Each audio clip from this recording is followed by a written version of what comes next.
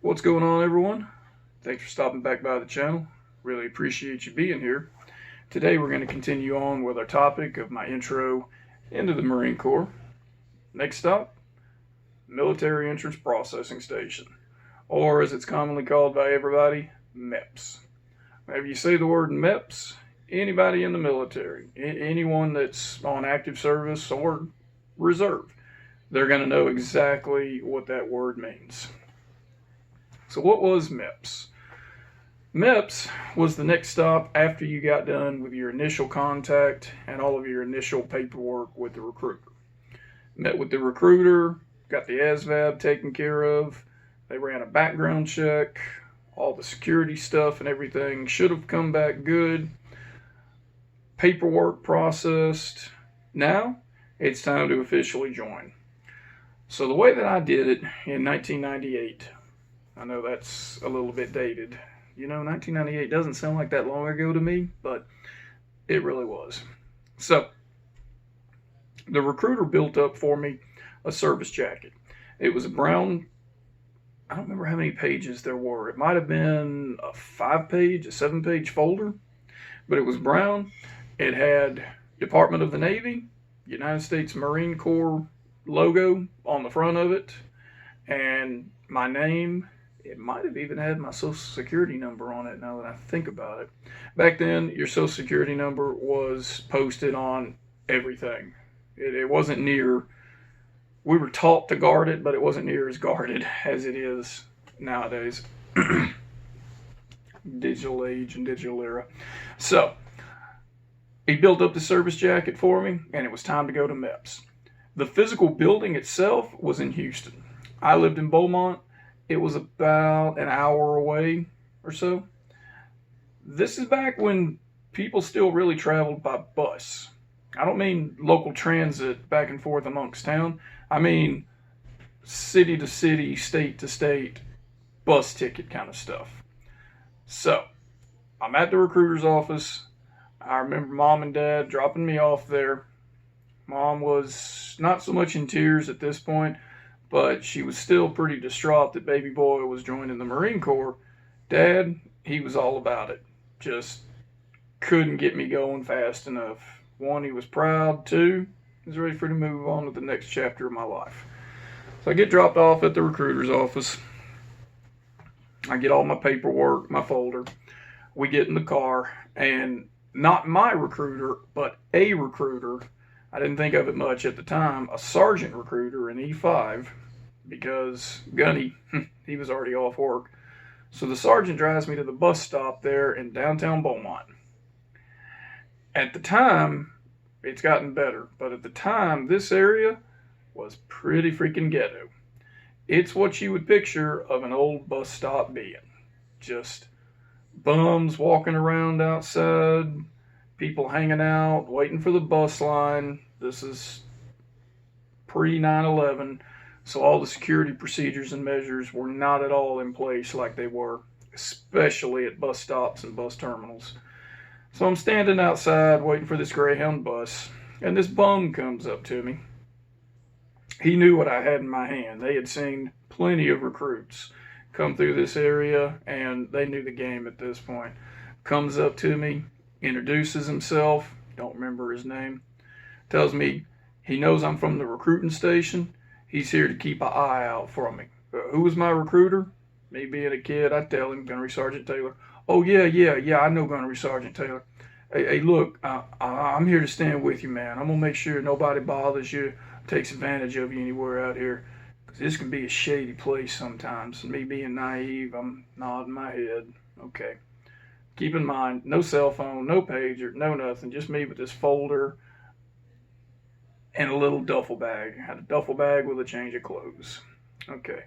The plan was you'd get on the bus, get to Houston, had a ticket to stay in a Days Inn hotel. If anybody knows what a Days Inn hotel is, this is your rent a room by the hour, $55 a night hotel, depending on the location that it's in. Stay the night there, had a meal voucher to eat at the buffet that they had there the next day, go through the process from that point. They were supposed to contact the recruiter from there, send a car to come get me, and then come back home. So I only had a little bag with one change of clothes in it. So I'm standing outside with this guy here, and finally the bus comes up, and he's asking me, what's the bus number and ticket, such and such. Yeah. Oh, yeah, dude, this is you right here. Oh, hey, by the way, you got any cash on you could help me out with? At this point, even me being a naive kid goes, okay, this guy's just trying to take advantage of me. Like, nah, man, no, I ain't got nothing for you. He wanders off. Get on the bus. Bus goes on to Houston. Cool. Sorry about that. Get to the hotel. Get checked into the room. It's me and this other guy. Now, this hotel is full of individuals who are getting ready to go to MEPS. MEPS dealt with every branch of service, not just the Marines. The Coast Guard wasn't active as an office at this time there. Coast Guard by this point was still part of the Department of Transportation, or Department of Homeland Security now. So they weren't even really doing business much with them. Get checked into the room. Cool. Go down to the buffet, turn in my voucher. It was a Chinese food buffet. Not the best food in the world, but it was edible. Ate food, went to bed for the night. Woke up at 4:30 that morning. We were supposed to meet the bus around 05, give or take, something like that. It's supposed to be outside the hotel room by 05. Woke up at 4:30, quick shave on the face, change of clothes, wait outside. Everybody's meandering around, hanging out. Get on the bus. Cool. Bus takes us through downtown Houston. We get to the building. We all herd out. We all go inside, and we're broken up into groups. We get in the classrooms, and they have a master roster. And they start at each one of the desks, and they ask for our name. Give them our name. This is a civilian. Give them our name. They find our name on the roster, check us off, and there was another one that had, I don't remember how it was. You got a sticker that stuck over the left side of your shirt, and it had your name, your social security number, branch of service, recruiter's name. I think the recruiter's name was on there. Your basic information. They gave us this sticker and stuck that on our chest. And anybody that was, how did it go? I don't remember about that part. I do remember at that point, they broke us up into groups. Everybody that was going in the Marines got broken up. Army, Air Force, Navy. Broke us up into groups, stood us up against the wall in lines. And from there, herded us out one group at a time. We went over to our liaison office. The liaison office was staffed by Marines who were there to process our paperwork and process us in. To this day, I don't know who the liaison officers were. I do know there's not an MOS designated MEPS liaison. So how those guys got there, I don't know. We affectionately joked about it in the fleet that these were the individuals who couldn't do anything else in the Marines or were on some kind of light duty, injury, something, and this is where they got shuffled off to. Marines aren't known for being the friendliest of individual, the most professional. These guys seem to be, this is my first impression of Marines, these guys seem to be especially grumpy. Up until this point, the recruiter's all nice, happy-go-lucky, get you in the door. At this point, we were pretty much in the door. So the niceties, they were coming to an end. Took our folder from us, went through all the paperwork, made sure that everything was in line. A lot of this was a blur. There was so many moving parts, so many people moving around. I was an 18-year-old kid. I didn't turn 19 until November. Just so much moving around. MEPS checked everything for us. There was a physical that we went through. There was blood work drawn, a urine test, a drug test. The urine test and the drug test, they should have been the same thing, but it was separate. I think the only thing they probably didn't take was a stool sample. it was just a long day of moving to one area and waiting. You're going to hear the term hurry up and wait. Military, I believe, coined that term. This was our first real experience into it. Stand in line, wait for everything, move on to the next one. Physical consisted of a big group of men in not a locker room, but a room that had some benches and just a wide open room, stripped down to our underwear, no shirt, no socks, shoes, obviously, down to your underwear. We were told, don't go to MEPS commando. Commando being, you're wearing your pants, you're wearing your shorts, and you got no underwear on. You had to have underwear to do the physical. We had to put our hands back behind our head, squat down, ass as close to the ground as you can get, and walk. They call that the duck walk. Walk around the room, and then from there, drop down to your knees and stand yourself back up. From there, we had a physical by what seemed to be this 90-year-old doctor, just absolute, as old as dirt as could be. How he hadn't already checked into the graveyard, I don't know. Just old guy that had probably examined Vietnam vets at this point. By this time, Vietnam wasn't that long ago. It ended in, say, 72. This was 98. So, gives you a physical, gets you a good clean of health, fine. At this point, now it's time to start the officials. We go into this room, and they have our contracts drawn up to us. Actually, I'm having a flood of memories as I talk about this. I'm sorry, I haven't thought about this for the last 23 years in detail quite like this. We go back to our liaison area.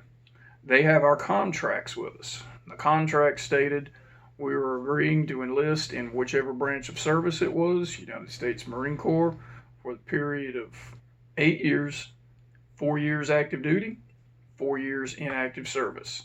Sign it, date it. We'll call it August 26th, 1998. So we had already signed our contracts. Great. Now at this point, it's time to get sworn in. To administer the oath of enlisted, it has to be a commissioned officer. Doesn't matter what branch of military service it is. In this particular case, it was a captain, which is a third rank. It was an Army captain, which is the third rank, officer-wise, for the Army. Coast Guard, that's a lieutenant, and so forth and so forth for the other branches. We get in this room, we raise our right hand. You can Google search pictures, MEPS, oath of enlistment, MEPS swearing in, just a big group of kids, I say kids because we were all 17, 18, 19, all swearing in, and from that point, raise our hands. Captain tells us, congratulations, welcome to the United States military. At this point, you're free to return to your liaison offices. Anybody in the Marines here? And those of us raise our hands. I think you guys have some other activities that you have to attend to. Other than that, everyone else return to your offices. There shouldn't be anything else for you for the day. And we all turned to each other. Of course, we didn't know each other, say for the day. Shaking hands. Yeah, all right. So glad to be here. Okay, good. Yeah. And at this point, Marines, we were proud to be in our service. And we looked down at the other individuals. Okay, Air Force, yeah, fucking wusses. And Navy, okay, yeah, whatever. Army, yeah, all right. Marines, yeah, gung-ho. All right. So we go on back to our liaison offices, and everyone that was going through the process, this took place in different stages. This was a mass swearing in, but it was done in groups as well. There could only be so many of us in the room. I don't remember how many of us there were swearing in for the Marines that day. I'd like to think maybe there were about 15 to 20 of us. From this point, the activities from the Marine Corps began. Once I had sworn that oath of enlistment, at that point, you're a member of the military. Your contract begins, it goes from there. Now, mine in particular was in the delayed entry program. There were a couple of programs that the military offered back then. Buddy system, delayed entry program. Buddy system, me and a buddy, we could join together, go to boot camp together, potentially get stationed together. Supposed to be, I don't feel quite as alone. I got my buddy with me. The other one, delayed entry program, that meant that I was joining in August. I wouldn't officially report to boot camp until January. We think, we don't particularly know, I've never researched into it. We think that because the military had been cut to the bone so much by Bill Clinton at the time, there wasn't a high demand for recruits in boot camp. So for recruiters to continue to make their quota, would have somebody swear in. Let's say, for instance, he had to get 3 individuals each month. Here it was August. I was going in January. He had already met his quota for September, October, November, December, and starting on January, and had these recruits strung out. Other than that, there was absolutely no reason for us to be in the delayed entry program. Maybe there was an official reason. I never bothered to research into it. That's my belief to this day. Yeah, change my mind if you need to. So, at this point, we're back in the liaison office with our liaison officers, and I say officers, they were enlisted individuals, E7 on down to E5, and they herded us out of the office. We all go down to the ladder well being stairs. Navy talk. Navy and Marines are same service. Department of the Navy, United States Marine Corps, entities with each other, and there's naval speak with that. So ladder well being stairwell. We go down the stairs, and it wasn't necessarily a basement, but it was the lowest floor of this building, and we were in like this corridor. And I remember thinking, what are we doing here? Now just imagine a group of men going downstairs and going into this dark area, and then this little light coming on. Now, I'm not making this up. This is the honest to God truth. And then a light comes on. And down the hall, there's a couple of pull-up bars set up. Now, concrete floor and just a dark room, wall behind us, wall on that side. And at this point, the liaison officers just start yelling at us. Get on the ground, get on the ground, get down, get down, get on the ground, get on the ground, get on the ground, push up position right now. Just a barrage of voices echoing. I just remember eyes going wide, freaking out, just hitting the ground, and them just walking up and down the line, just barking commands. I started doing push-ups. Didn't know that's what I was supposed to be doing, but that's what I was doing. And we're kind of looking at each other, and the kid beside me is doing what I'm doing, this kid beside me, and I guess down the line it was doing that. And at some point, during all the mess of yelling, we flipped ourselves over, and we start doing sit-ups. Now we're doing sit-ups. I didn't know this at the time, but as we're going, kids were getting pulled up by their shirt and brought over to the pull-up bars, and they were having them do pull-ups. It cycled on down the line until finally one of the liaison officers is in my face yelling at me, get up, get up, get off the ground, get off the ground. And I remember getting up and freaking out, running. Some of the kids had tears coming down their eyes, just freaked out. First time they had been exposed to any kind of treatment like this.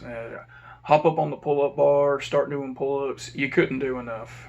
If you did 1, you were horrible. If you did 20, it was absolutely horrible. Nothing that we could do down in there was good enough. This would be my first experience to hazing. Now, what is hazing? Hazing is the singling out of an individual for any kind of exclusionary purposes. Colleges have done it, universities, military wrought with it, jobs do it. It's an illegal practice. Some entities do it to include individuals into it. Hey, you want to join our club? Drink a shot of this dish soap. Cool. Now you're a member of the club. Okay, that's hazing. It has never been an acceptable practice. However, Back in the day, not only was it not acceptable, I shouldn't say not only, it wasn't acceptable, but it wasn't enforced either. Meaning, if you were subject to hazing, nobody cared. Like I talked about earlier, this Army captain, he knew what was going to go on down there. And may not have known specific events, but he knew that this was a ritual that the Marines did with everybody who had enlisted in. And this was an accepted practice. This is one of those silences acceptance. By not doing anything about it, that's the same thing as allowing it to happen. It was a different time. I guess maybe the social culture, not maybe, the social culture has certainly changed. I highly doubt this is a practice that goes on to this day. But back then, I remember that well. I also remember thinking there was nothing wrong with this. Absolutely nothing. The culture of teenagers was different then. We were told to do something by a group of military guys. We did it. So we didn't think twice about it. Now, looking back at it, it was fun. I had a good time. It was your first introduction to what you're going to be experiencing in boot camp with the drill instructors. Difference in that is that when you're in boot camp, everybody's doing the same thing. Every single person. Now you're saying, okay, Jesse, well, if every Marine goes through MEPS, then how was that not an acceptable practice? I highly doubt that every MEPS center had a dark room that everybody got herded into, and we're going to call it PT'd. Physical trained, it got PT'd the fuck out of. I highly doubt that happened everywhere, so that's what made that hazing. And while I don't necessarily agree with it, it fit that definition, and the point that I'm making is that this was the earliest memory that I have of this. Nowadays, I know for damn sure that wouldn't fly. But, it was the Marine Corps. It's acceptable. Everybody had this picture of what was going on in Marine boot camp. They're beating up these recruits and slapping them, and Full Metal Jacket was only 10 years old, and people took that as gospel. So, yeah. It happened. I went through it, and at the time, I had a freaking blast. Once we were done with that, there were recruiters waiting outside for us. We all filed outside, found which recruiter we were supposed to be with. They drove us back. By this point, it had been an exhausting day. Been up since 5 a.m., just got beat up down in the dungeon. Recruiter drives us back to the recruiter office. Cool, get there. Mom and Dad are waiting. Go home to Mom and Dad. Get ready to start the process from there. I hope everyone's enjoyed this video. I hope I wasn't too long. I hope I wasn't too dramatic about the events that went on down in the bottom of the building. It just was what it was. Next video that I'm going to talk about, what did we do in the delayed entry program? We weren't paid. We didn't have benefits. We were waiting to go to boot camp. So what we would do, each weekend, we'd meet with the recruiters and start training from there. Next video is going to be the Pool E program. Hope everyone's enjoyed this. I appreciate every single one of you. Take care. Look forward to seeing everyone in the next video.